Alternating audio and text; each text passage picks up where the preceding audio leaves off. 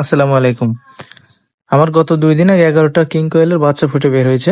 আমি অনলাইনে এক ভাইয়ের থেকে কিভাবে ব্রুডিং করতে হয় তার জন্য পরামর্শ চেয়েছিলাম।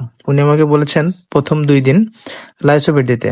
আর লাইসোবিটের পানি ৪ থেকে ৫ ঘন্টা পর পর চেঞ্জ করে দেওয়ার জন্য।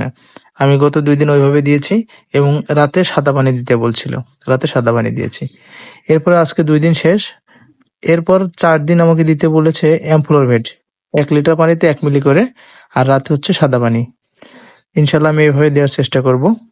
আর তারপরের ৪ দিন হচ্ছে ডক্সিভেট ১ লিটার পানিতে ১ গ্রাম, সেই সাথে হচ্ছে জিকোটিল ৪ থেকে ৫ ফোঁটা দিতে বলছে পরপর ৪ দিন, আর সারা রাত হচ্ছে সাদা পানি।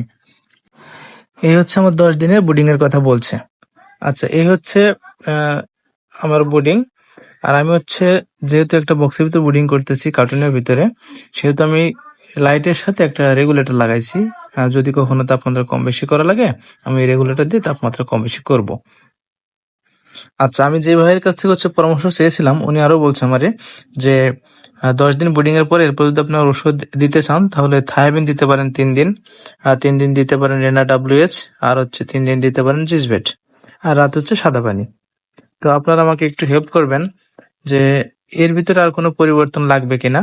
যদি কোনো পরিবর্তন লাগে আমাকে বলে একটু হেল্প করবেন, কারণ আমি হচ্ছে এই বিষয়ে একেবারেই নতুন।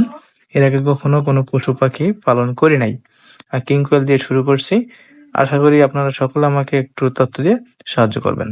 আচ্ছা, আমি আরেকটা শুনেছি যে কিং কোয়েল নাকি প্রাকৃতিক পরিবেশে থাকতে পছন্দ করে।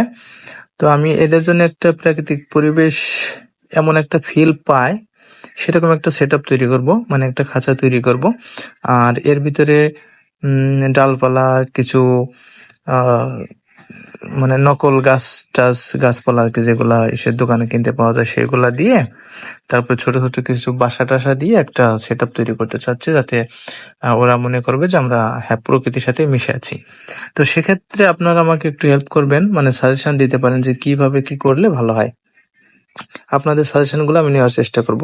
যেহেতু আমার আগের পূর্ব কোনো অভিজ্ঞতা নাই, তো আমি চাচ্ছি যে আপনাদের সাজেশন নিয়ে আমি একটা সেটআপ তৈরি করব, যেটা দেখতে আহ মানে প্রাকৃতিক একটা সেটআপ মনে হবে, যে ওর ভিতরে ওরা ঘুরবে ফিরবে খাওয়া দাওয়া করবে আর হচ্ছে প্রাকৃতিক পরিবেশের একটা ফিল নিবে।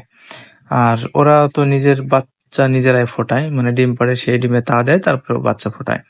তো বাচ্চাগুলো যেন প্রথম থেকে একটা প্রাকৃতিক ফিল পায়, সেই লক্ষ্যে আমি একটা সুন্দর সেটআপ তৈরি করব, মনে মনে সাজাচ্ছি।